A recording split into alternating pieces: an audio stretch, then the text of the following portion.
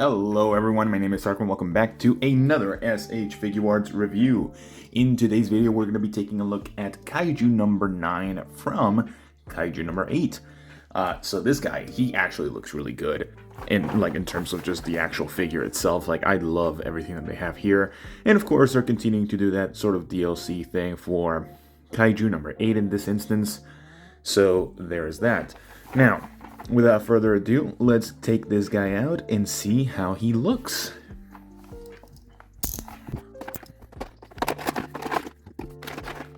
Alright, so here we have Kaiju number 9, and my god, is he a tall man, a tall kaiju right here. So this guy stands at a whopping 7¼ inches.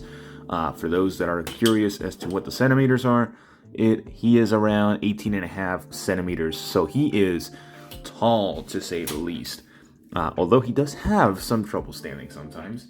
But here is how he compares to Kaiju number 8.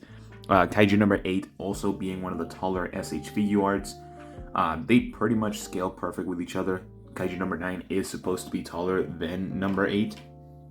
So yeah, really good figure over here. I really want to see how this guy compares, especially to number 8 right here, because I want to display both of them together in my, display collection. So, in terms of the aesthetic, he is pretty much all plastic all around with some paint applications here and there, most notably on the hands, the feet, the knees, the shoulders, and also the spikes.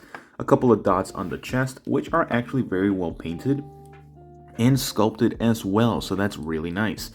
Now, that is sort of like the complaint that I saw from a couple of people, very minimal complaints of both of these figures kind of need a wash. They feel very plasticky, but at the same time, I think with the amount of detail that they both add onto each other, I think it's really good. Even the face and the teeth are very well painted and very well sculpted as well. So overall, good. Just, I don't know how I want to say it. Good aesthetic choices for this guy. Now, in terms of the articulation, I did see a couple of things. Now, one thing that I kind of hate is the articulation for the head itself. So let's just take a look at that real quick. So for the head, he can look down about that far using the neck. You will have to sort of wiggle it around because this is connected on a double on a ball hinge joint, which is horrible. Don't know why they keep doing that, but he is. So we have to live through that. But one thing that I don't like is the way that it's placed. Now, I don't know if this is how they usually place it, but his hinge is all the way down there. So you won't get the full range of articulation that you technically should. If it was placed a little higher, I think it would have worked better. Now, mine is also a little bit twisted to the side, so that's going to cause some issues as well. In terms of just having to rotate it a little bit. Looking up, not too much, but it works nonetheless, to be fair. And you can get some side-to-side movement if you wanted to, but not too much, to say the least. Now, moving on to the shoulders. So he does have butterfly joints, which actually do allow him to pretty much cross his arms all the way through. And there's barely any gaps throughout him, which is actually really, really good. I really like how they did that. Of course, we have the 360-degree rotation. For the arms, he can get a pretty decent T-pose. We do have the actual spikes sort of blocking his way and everything like that, so that's kind of an issue, but it still works well. Bicep swivel, double jointed elbow, which actually looks really decent and very nicely painted, and of course swivel on the wrists, and also a hinge to move it back and forth or side to side depending on how you have them. Now, for the torso, he can look forward about that far, which is actually pretty decent, and backwards this far, leaving a gap on him. He does have a hip for the hips. You can definitely have him move much more forward and further backwards. Now, I will tell you, they could have definitely done a better positioning for this. They could have just done a double jointed ball joint, because this hinge only allows him to go so much forward and so far backwards, but at the same time it does not allow him to move side to side whatsoever. So that's the only issue that I can see with this figure. For the hips, he can get this much of a splits, which is actually really good, especially for a lanky guy like himself.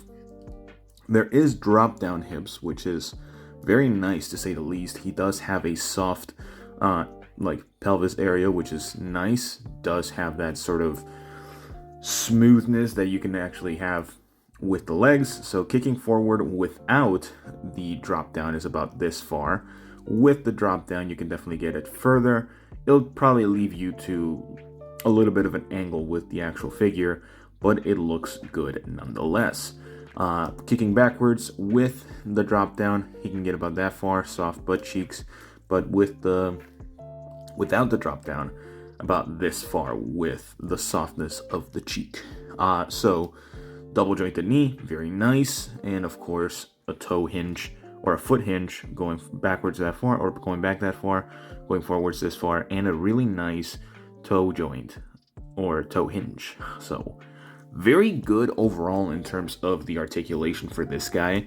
The only real downside is a little bit of the head just being a hinge instead of a double ball joint, and also the torso not having posability to the sides, because I think that would actually help this figure a lot, especially when it comes to giving it those weird poses and everything. But besides that, let's move on to the accessory section, because this guy has some really nice accessories that we can take a look at. Alright, so in terms of the accessories, this guy is not lacking whatsoever.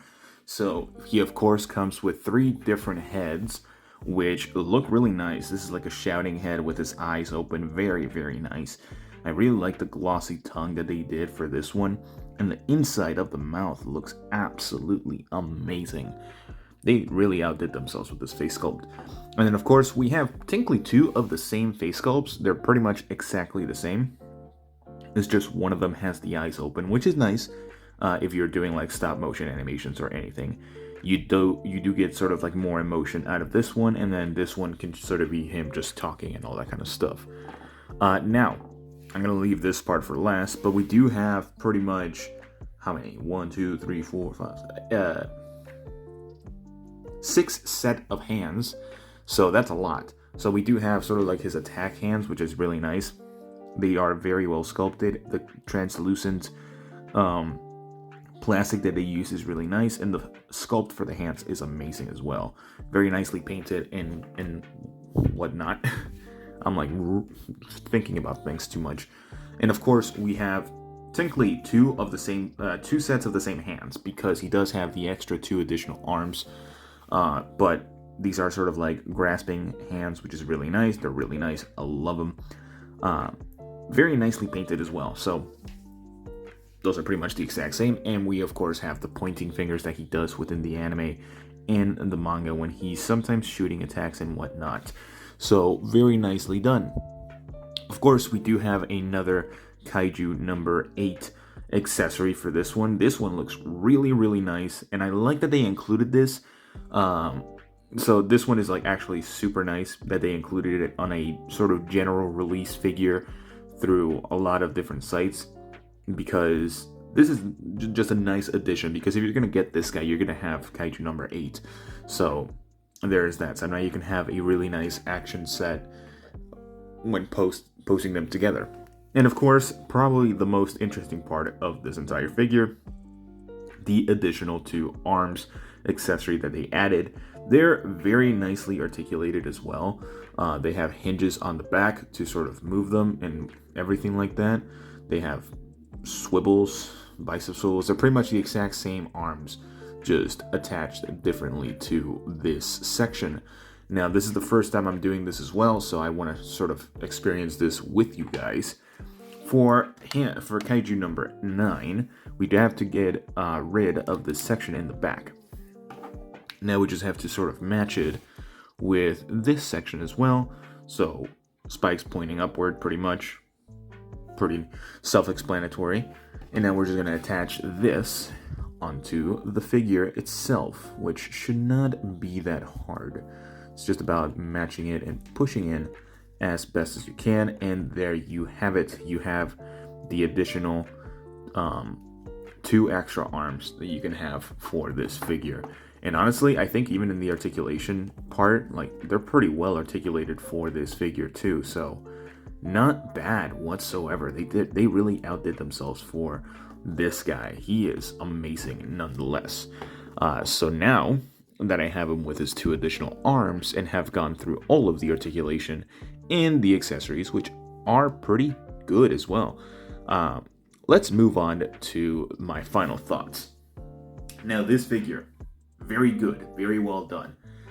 I pretty much have already mentioned everything throughout my review, so I'm just going to hop onto the final score, and that is going to be a 9 out of 10. Now, there are a couple of things as to why I'm bringing down just a single point. The head articulation and the torso articulation.